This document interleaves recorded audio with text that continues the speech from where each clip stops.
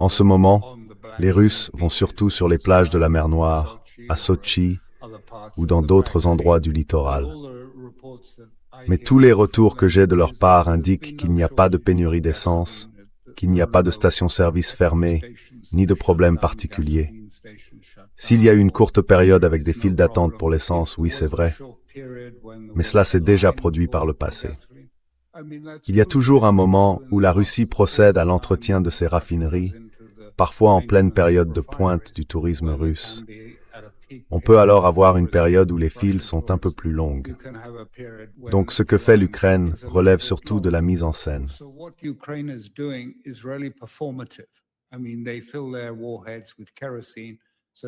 Je veux dire, ils remplissent leurs ogives de kérosène, donc il y a beaucoup de fumée noire. Mais les ogives de ces drones sont petites, elles ont causé peu de dégâts, et les dommages aux raffineries sont généralement réparés assez vite. Ce qu'on a vu plus récemment, en revanche, ce sont des missiles de croisière tirés par l'Ukraine. Des missiles à plus longue portée qu'elle utilise, fournis en grande partie par les Européens. Et les Européens l'ont reconnu. Je veux dire, publiquement, le Premier ministre a désormais admis ouvertement qu'ils sont en train de fournir 150 000 unités, si vous voulez, de drones, parmi lesquels il y aura des missiles à plus longue portée, avec une portée de 500 à 600 km, une vitesse supérieure à 600 km à l'heure et une ogive d'environ 125 kg.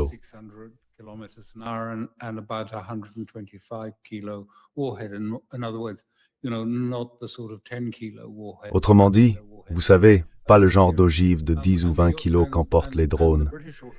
Et les autorités britanniques disent qu'elles préparent un modèle avec une portée encore plus grande pour frapper plus profondément à l'intérieur de la Russie, avec une portée d'un peu moins de 1000 km, autour de 960. Elle ne divulgue aucun détail à ce sujet, mais il est fabriqué par une autre entreprise au Royaume-Uni. Je pense que c'est une stratégie extrêmement dangereuse. Les Européens pensent qu'en tirant ces missiles sur... Et n'oubliez pas que ces derniers temps, les cibles n'ont pas été les raffineries, ou si vous voulez, l'approvisionnement en carburant de la Russie, ni des cibles militaires.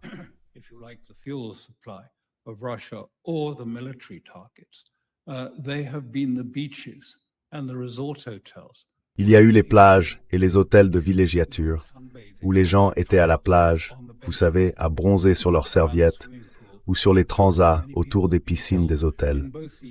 Beaucoup de personnes ont été tuées dans ces deux types de situations. Et maintenant, selon certaines informations, les Ukrainiens envisageraient une attaque massive contre l'aviation civile russe dans ces aéroports au moyen d'attaques de drones à grande échelle. Et bien sûr, la Russie riposte. Elle utilise elle aussi ces missiles. Et ce qu'elle fait, c'est détruire lentement l'économie ukrainienne. L'économie ukrainienne s'effondre parce que les Russes la démantèlent stratégiquement, si vous voulez.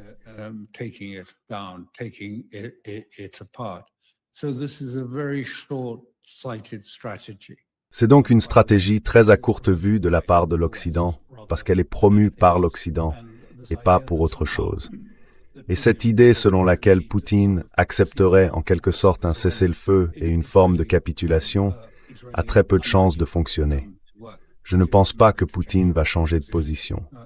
En réalité, cela ne fait que rendre les Russes plus en colère et plus déterminés à poursuivre. Plus déterminés à neutraliser le régime de Kiev, les dirigeants à Kiev, à détruire sa logistique et ses forces économiques, jusqu'à ce qu'il accepte qu'il doit céder face à la Russie. Je pense donc que c'est vers cela que nous nous dirigeons.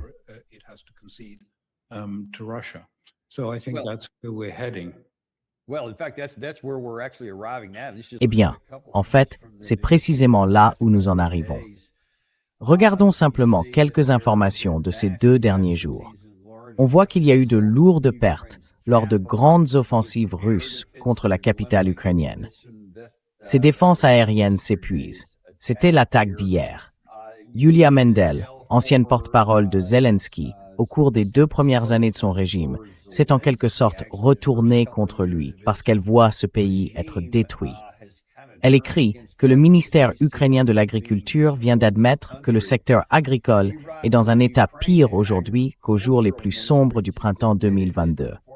Les ports sont bloqués, il ne reste aucune réserve. Les agriculteurs survivent à peine, sans aucune marge de sécurité.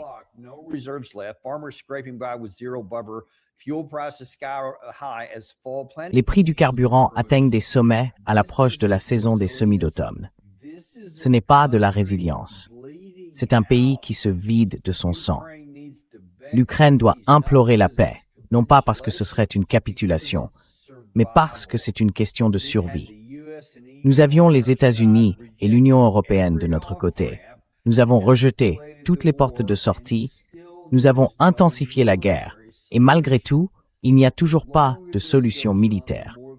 Plus cela dure, plus le pays s'effondre sous le poids de l'entêtement de Zelensky. Et je dois vous poser la question, enfin, c'est tout simplement évident. C'est vrai, et ça se voit sur le terrain. On peut le constater.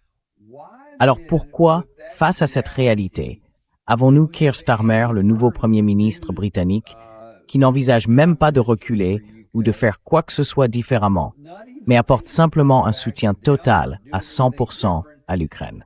Qu'en pensez-vous?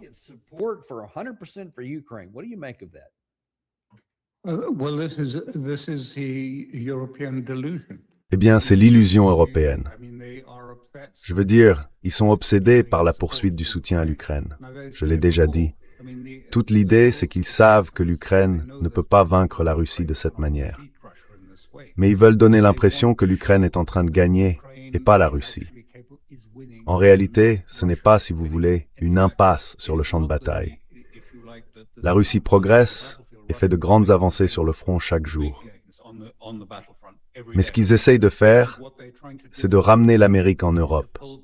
Ils veulent désespérément que l'Amérique revienne en Europe. Ils estiment que Trump a abandonné les Européens. Ils voudraient qu'ils reviennent. Et ils veulent montrer que l'Ukraine pourrait gagner si seulement l'Amérique intervenait et soutenait une escalade majeure de la guerre contre la Russie.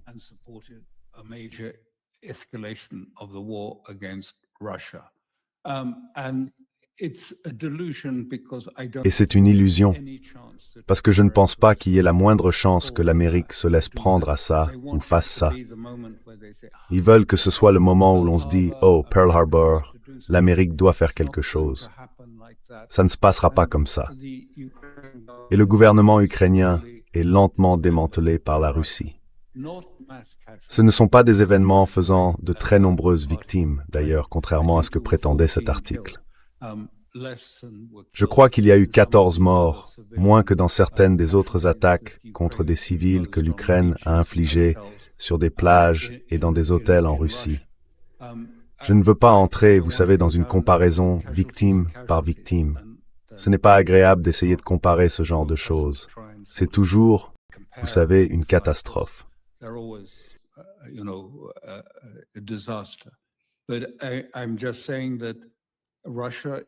Mais je dis simplement que la Russie démantèle désormais sérieusement la capacité de l'Ukraine à continuer et qu'elle le fait de plus en plus rapidement. L'Europe devient donc de plus en plus désespérée. Elle veut garder l'Ukraine comme une sorte de zone tampon par procuration entre l'Europe et la Russie, qu'elle pourrait réactiver dans quelques années pour attaquer la Russie. Et la Russie ne va pas laisser cela se produire. Et dans ce cas, la Russie a les cartes en main, tandis que l'Ukraine perd progressivement carte après carte. Toute cette histoire d'attaque par drone, qui a été très largement montée en épingle dans la presse occidentale, n'est là encore qu'un exercice de relations publiques. Elle a toujours été conçue pour dire, vous savez, en fait, vous pensiez que la Russie, en tant que puissance plus grande, allait forcément gagner ce conflit.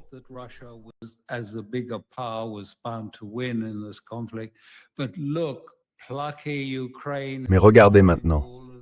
La vaillante Ukraine tire tous ses missiles sur la Russie et les Russes en sont terrifiés, effrayés. Alors Poutine va devoir céder, ou peut-être qu'il sera écarté du pouvoir lors des élections qui approchent. Ce ne sont pas des élections présidentielles, ce sont des élections gouvernementales en Russie. Enfin, je veux dire, ce n'est que de la pensée fantaisiste de la part des Européens. Ça n'est pas ça n'est pas lié à la réalité. C'est simplement, je veux dire, le même genre de fantasme. Et vous avez fait un bon parallèle tout à l'heure, parce que vous dites, n'est-ce pas la même chose sur les marchés financiers et sur le marché militaire? Et je dirais exactement. Donc quand on entend, vous savez, Bessent et des porte-paroles à Washington dire « Oh, l'Iran est en train de s'effondrer »,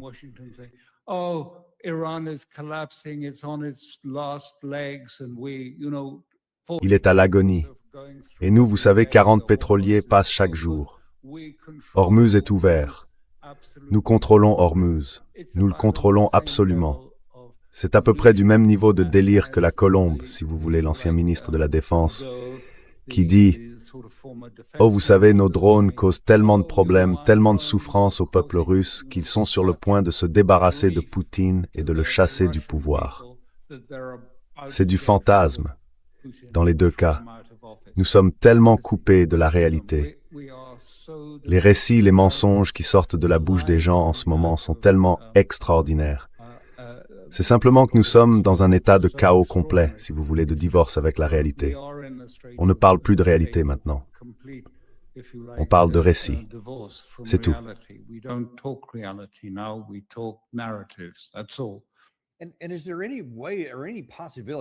Et y a-t-il un moyen, une possibilité? Je veux dire, je viens de montrer le nouveau Premier ministre, Andy Burnham, qui avait l'occasion, en tant que nouveau visage, d'arriver avec une nouvelle politique. Mais au lieu de ça, il a littéralement redoublé sur tout le reste. Et catégoriquement, à 100%, nous allons soutenir, etc. Mais à un moment donné, les contraintes matérielles et les coûts pour l'Europe ne doivent-ils pas commencer à entrer en ligne de compte? On a déjà vu le problème de l'énergie. Dès le début, avec toutes les sanctions que nous avons imposées, les sanctions économiques ont entraîné une grave dégradation économique en Europe, avec les coûts élevés de l'énergie et la perte de marché, etc. Et maintenant, dans la situation actuelle, après que la partie ukrainienne a commencé à frapper des navires russes dans la mer Noire, dans la mer d'Azov, ainsi que beaucoup d'autres pétroliers civils, la Russie, bien sûr, comme elle le fait toujours, a répliqué coup pour coup, mais elle a effectivement fermé Odessa. Et cela signifie qu'une grande partie des exportations de céréales s'est effondrée. Hier, Zero Hedge disait ceci: la dynamique haussière des prix agricoles, telle que suivie par les prix au comptant de Bloomberg, devrait faire retentir les signaux d'alarme sur l'inflation. Vous en parliez tout à l'heure.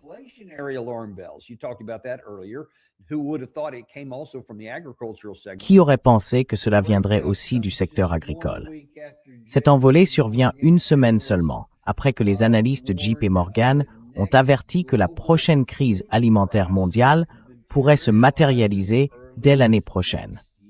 Plusieurs chocs convergent en même temps dans l'ensemble du système alimentaire mondial, notamment les perturbations persistantes dans le détroit d'Ormuz, le risque croissant lié à El Niño et des conditions météorologiques défavorables dans la ceinture agricole américaine.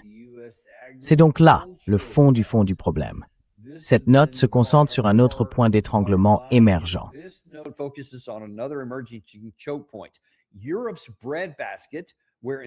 Le grenier à blé de l'Europe, où l'intensification des attaques dans la guerre entre la Russie et l'Ukraine a entraîné la fermeture de terminaux essentiels d'exportation de céréales en mer Noire. Cela a donc des conséquences directes sur le plan économique et alimentaire, fondamentalement pour l'Europe elle-même. Et vous voyez que ce sont des sujets de premier plan, vous savez, pour Bloomberg, aux États-Unis, et ainsi de suite. Ce n'est pas un sujet marginal. Ce n'est certainement pas une affirmation venant du côté russe. Mais Alistair, à un moment donné, les dirigeants européens ne doivent-ils pas dire « Nous devons défendre les intérêts de notre population, sinon nous allons saper tout ce pour quoi nous travaillons ».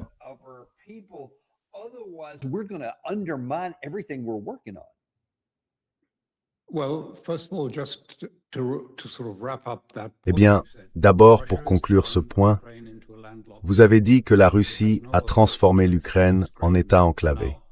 Elle n'a désormais plus aucune capacité d'exporter ses céréales. Elle ne le peut tout simplement pas. Et le secteur agricole, qui est l'un des secteurs clés de l'économie ukrainienne, avec l'acier, est en train de s'effondrer. L'économie agricole s'effondre. C'est la conséquence du ciblage de ces navires dans la mer d'Azov. Quand vous parlez des dirigeants européens, regardons un peu ce qui s'est passé. À la fin du mandat de Sunak, vous avez remarqué qu'il y a eu un assez long délai avant qu'un nouveau Premier ministre n'entre effectivement en fonction. À votre avis, qu'est-ce qu'on lui a demandé de dire en premier? Eh bien, il a dit deux choses. Il a dit « Ma première visite à l'étranger sera en Israël ». Et il a dit « Je soutiens l'Ukraine à 100%. » Alors même qu'il est connu pour ne pas être très favorable à l'Ukraine.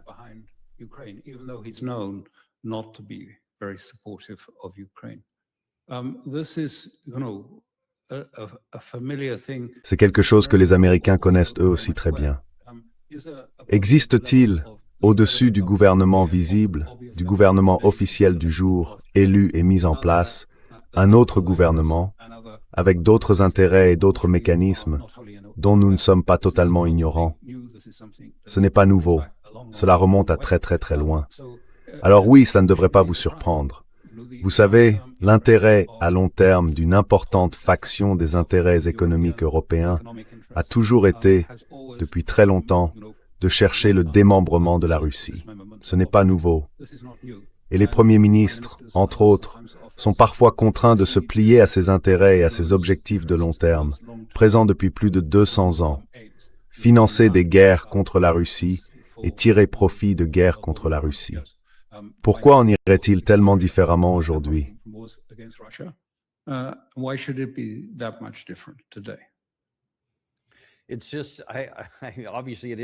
C'est juste que, évidemment que non. En tant qu'être humain, c'est angoissant pour moi de voir ces dirigeants. Et bien sûr, il y en a aussi tout un tas aux États-Unis qui sont tout aussi dysfonctionnels et déconnectés de la réalité. Ces mesures qu'ils prennent, d'accord, ils veulent démanteler la Russie. Je trouve ça terrible. Mais on peut vouloir tout ce qu'on veut. Moi, je peux vouloir une maison à 5 millions de dollars. Mais si mon compte en banque ne peut pas la payer, alors peu importe ce que je veux.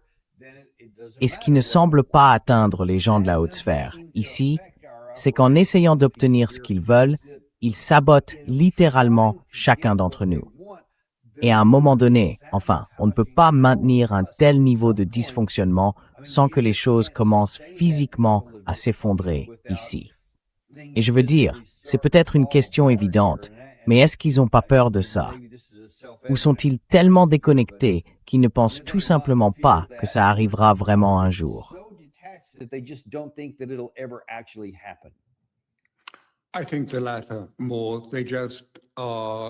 Je pense davantage à la seconde hypothèse. Ils ne peuvent pas imaginer un monde dans lequel les États-Unis ne seraient pas capables de déterminer les politiques et les structures économiques du monde. Pour eux, c'est impossible. Et les Européens, beaucoup de dirigeants européens, en tirent profit.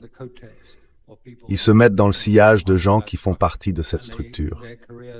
Leur carrière progresse, ils suivent le mouvement, et ils s'enrichissent en restant dans le sillage de ceux qui pensent qu'il est impossible d'imaginer un monde dans lequel l'Occident ne contrôle pas et ne gère pas l'avenir de ce monde. Et c'est précisément pour cela que nous avons cette grande difficulté et qu'ils ne le diront pas. La question c'est, qu'est-ce qui peut changer cela? Eh bien, au bout du compte, c'est la souffrance.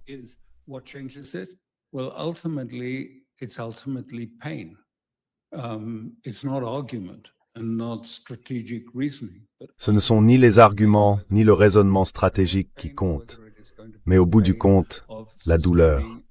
Qu'il s'agisse de souffrance économique ou de la douleur d'assumer une défaite humiliante.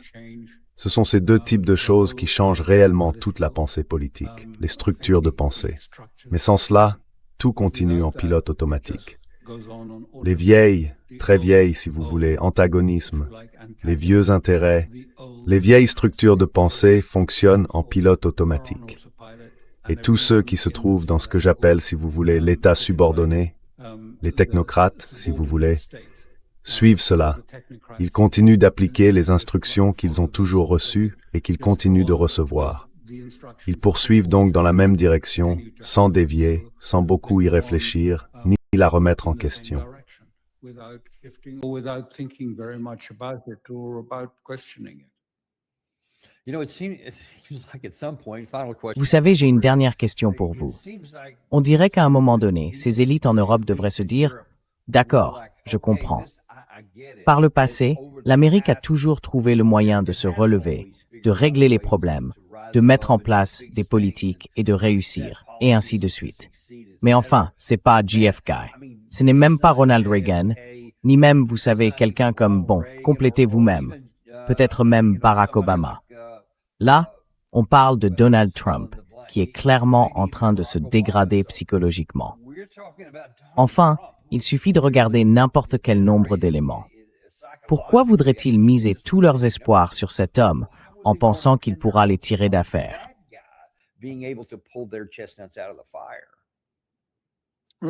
Eh bien, probablement parce qu'ils pensent qu'il est plus facile à manipuler. D'accord, ça c'est acceptable. Je comprends. C'est quelque chose qui pourrait avoir du sens. Je veux dire, voilà ce qui se joue avec ces missiles.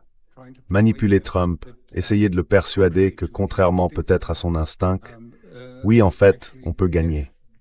On peut amener Poutine à dire « on peut avoir un cessez-le-feu dès demain », simplement parce que les Ukrainiens sont si habiles avec leurs attaques de drones qui vont convaincre le peuple russe de faire pression sur Poutine jusqu'à ce qu'il cède. Encore une fois, c'est une pensée fantaisiste. Mais c'est ça la réalité, et les Européens le pensent. Ils étaient tellement contents lors de cette réunion du G7 parce qu'ils avaient mis toute cette mise en scène en place pour lui faire dire « oui, je pense qu'en fait, ces attaques en profondeur sur le territoire russe, elles peuvent mettre la pression sur Poutine, et c'est une bonne chose. Alors continuons. » Mais où cela va-t-il nous mener? Où est le point d'arrêt? Y en a-t-il un? Sinon, est-ce qu'on s'engage dans une escalade inévitable vers quelque chose de bien pire avec la Russie?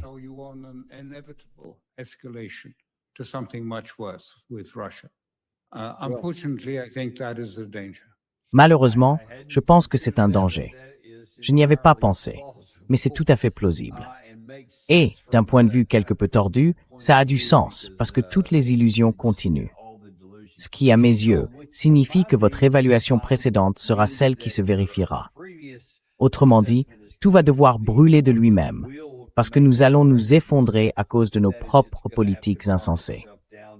Mais c'est là où nous en sommes. Et parfois, cette douleur est nécessaire pour apporter des corrections. Il va juste falloir espérer qu'elle ne soit pas trop grande. Mais comme toujours, nous vous remercions énormément d'être venus aujourd'hui et de nous avoir apporté autant de clarté sur ces questions. Et vraiment, je recommande aux gens d'aller sur Conflicts Forum à l'adresse conflictsforum.substack.com pour voir davantage les écrits de M. Crook. Il publie régulièrement toutes sortes de choses que vous voudrez absolument lire. Merci beaucoup d'être venu aujourd'hui.